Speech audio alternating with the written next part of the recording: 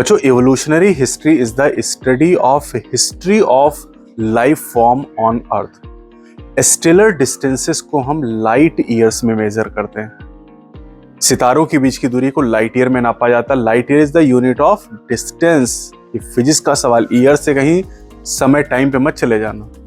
अगर हम स्टार को देखते हैं, सितारों को देखते हैं, तो इसका मतलब कि हम पास्ट में देख रहे हैं।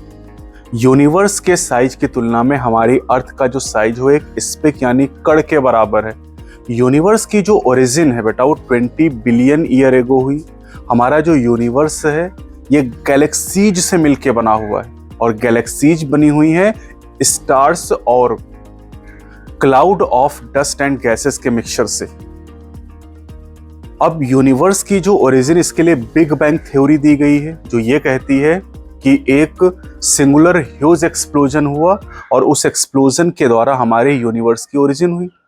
धीरे धीरे टेम्परेचर कम होता चला गया, यूनिवर्स एक्सपैंड हो रहा है जिससे टेम्परेचर कम हो रहा है और कुछ समय के बाद हाइड्रोजन और हीलियम का फॉर्मेशन हुआ। मिल्की वे गैलेक्सी में 4.5 बिलियन ईयर एगो अर्थ की ओरिजिन हुई।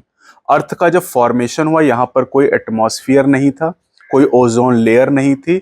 सन से आने वाली अल्ट्रावायलेट रेज के द्वारा, यूवी रेज के द्वारा जो वाटर था उसका ब्रेकडाउन होता था वाटर वेपर का, जिससे हाइड्रोजन और ऑक्सीजन बनता था।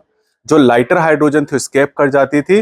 कुछ समय के बाद ओजोन लेयर का फॉर्मेशन हुआ और ओजोन लेयर बनने के बाद जो अल्ट्रावायलेट रेज वाटर को तोड़ती थी वो नहीं तोड़ पाई और वाटर वेपर के कंडेंस होने से क्लाउड्स का फॉर्मेशन हुआ। बादल बने तो बरसे और बरसने से जो गड्ढे थे भर गए, उन्हीं से ओशंस का फॉर्मेशन हुआ। अर्थ पर लाइफ की जो ओरिजिन है वो 4 बिलियन ईयर एगो हुई, यानी अर्थ बनने के 500 मिलियन साल बाद या 0.5 बिलियन साल बाद अर्थ पर लाइफ की ओरिजिन हुई।